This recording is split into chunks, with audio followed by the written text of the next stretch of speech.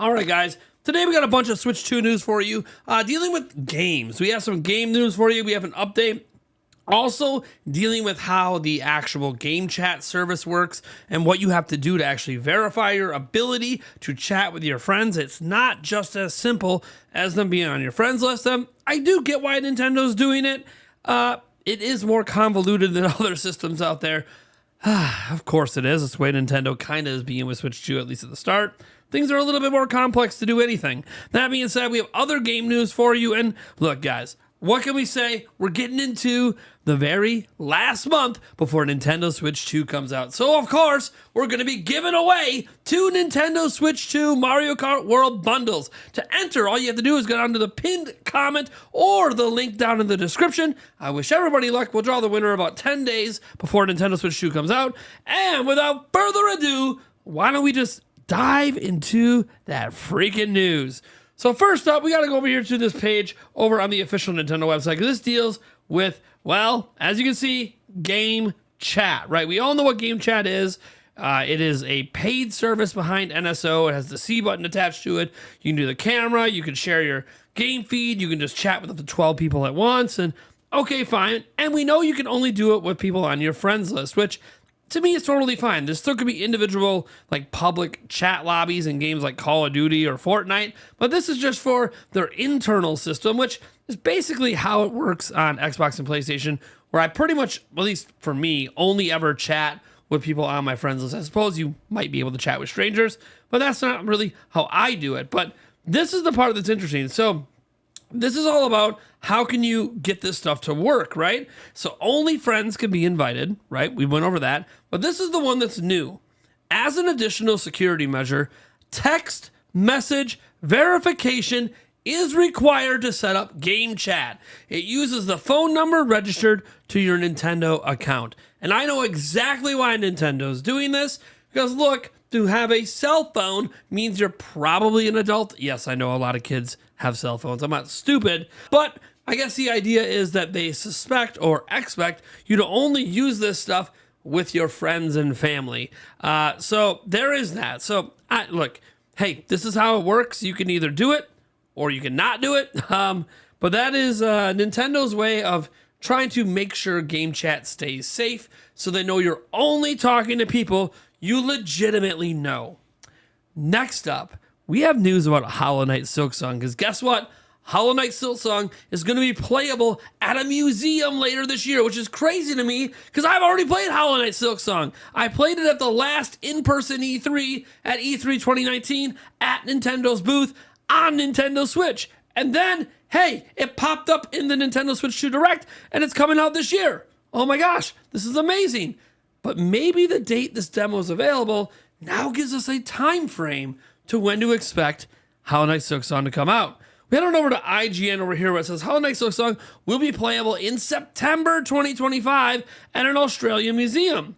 So, IGN can reveal that Hollow Knight Silksong will be playable in an Australian museum in September of 2025. Team Cherry's long in development game is one of the most anticipated in the world and has topped the Steam wishlist charts for years. The studio, which is based in Adelaide, South Australia, has yet to say when Silksong will be released beyond a vague 2025 window.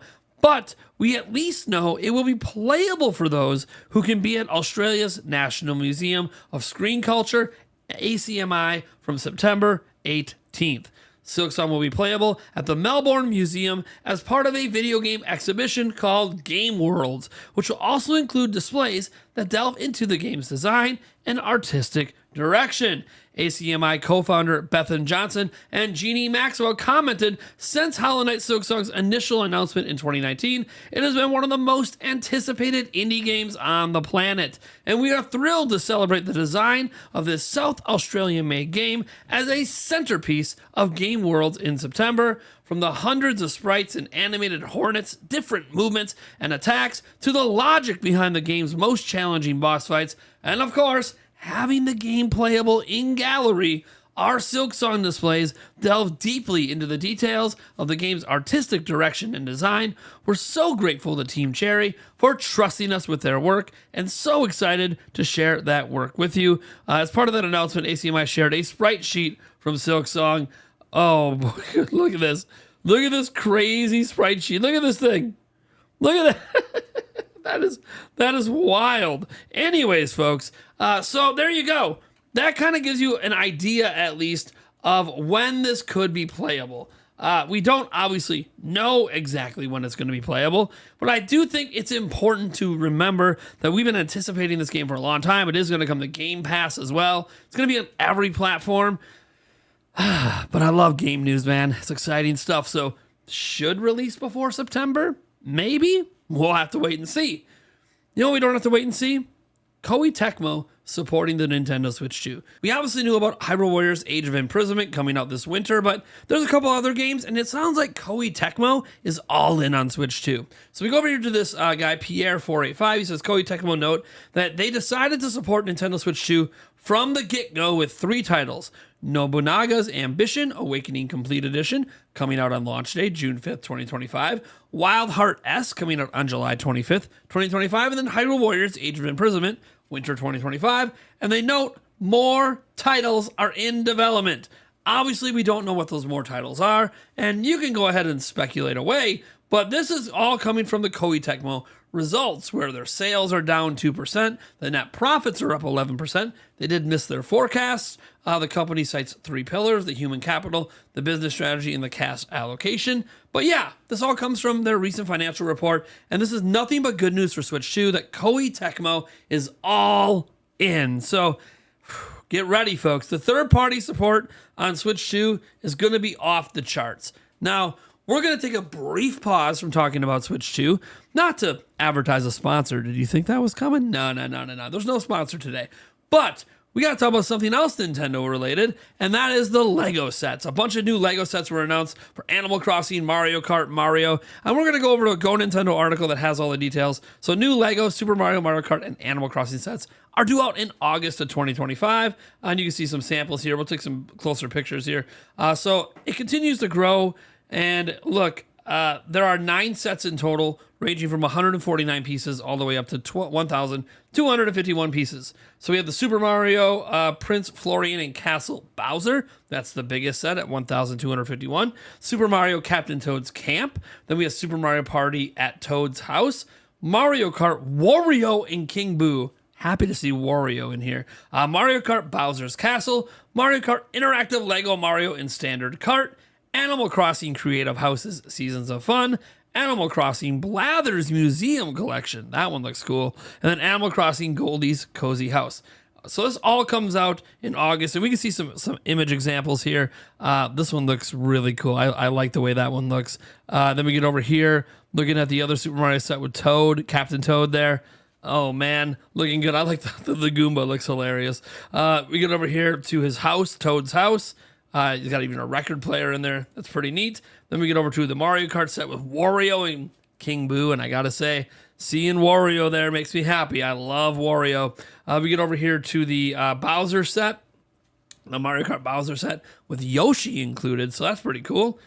Then we get over here to one of the Animal Crossing sets.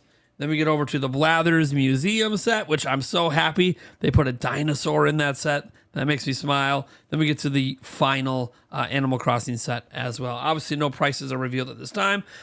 Again, this stuff will be shown off in a future time period with prices and everything to be coming out not too long in August. Now, we got to get back into Switch and Switch 2 stuff because while we had this big 20.0.0 update over the last 48 hours, I thought we covered everything, but new things keep getting discovered. And Nintendo finally added a very basic feature that should have been there from day one, but hey, we need a notice there because it is new. Games now removed from the wish list after purchase. It's been a bit of hate of mine for a long time as someone with a long wish list on the eShop that whenever you bought something off your wish list, it would stay there and you'd have to delete it manually afterwards. Well, they finally changed it. I just made a couple of purchases and was very pleased to see the games were automatically removed from the wish list. Very small quality of life change, but welcome. I almost forgive the change from orange to red for the eShop now. And that's one thing I am liking about this big update they did, is there seems to be a lot of quality of life updates included, and that's what we like to see. But you know what we also like to see? More games for Nintendo Switch 2. And a really big game that isn't coming out yet, but is a big AAA game coming to Switch 2 later this year, had a direct yesterday that I somehow forgot about, or we would have live reacted to it. And of course, we're talking about Borderlands 4. So let's go to this IGN article that summarizes it, and at some point we'll splice in some footage from the event. So over here it says Borderlands 4 State of Play, April 2025, everything announced. And again, it was a State of Play, but the game is coming to Switch 2. So the presentation hops right into the action with the promise that 2025 Borderlands entry is the studio's best and most grounded outing yet, promising major gameplay changes that range from new traversal abilities to loot drop formula changes.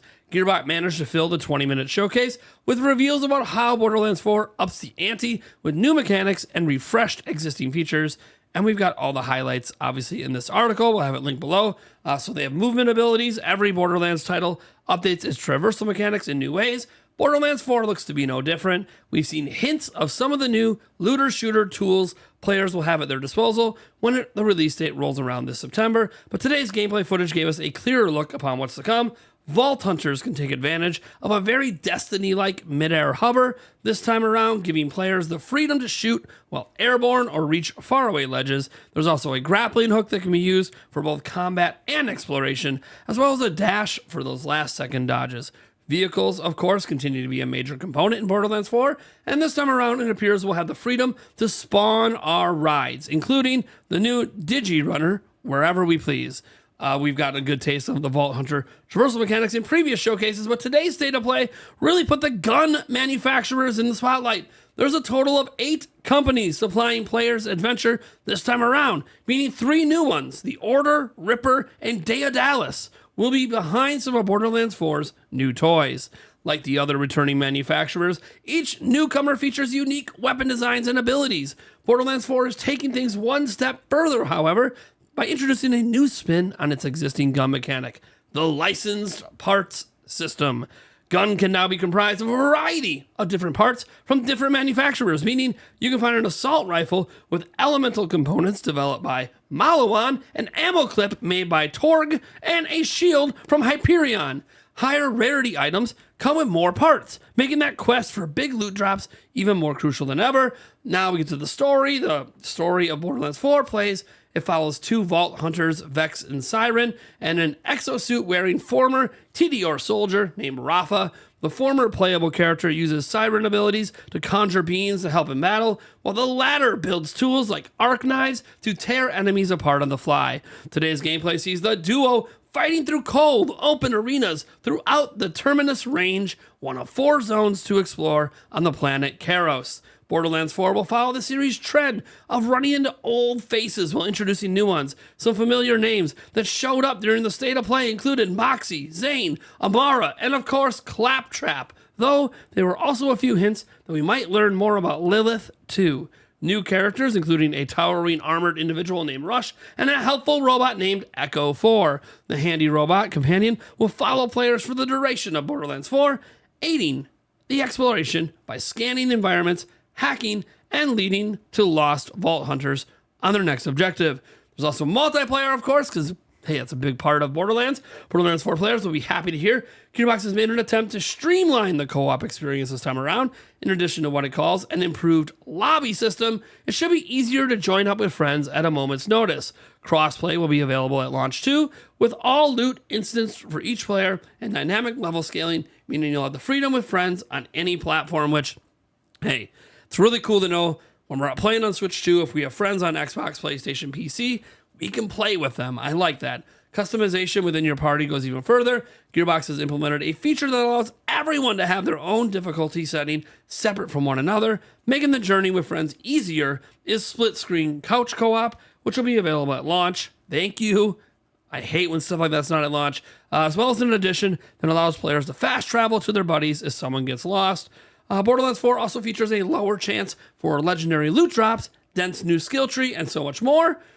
Rep kit gear will have players choosing between a quick revive and a temporary combat buff, while ordinances give fans the option to fill cooldown weapon slot with either grenades or unique heavy weapons. There's also enhancements, which replace artifacts in favor of gifting bonuses to guns from specific manufacturers.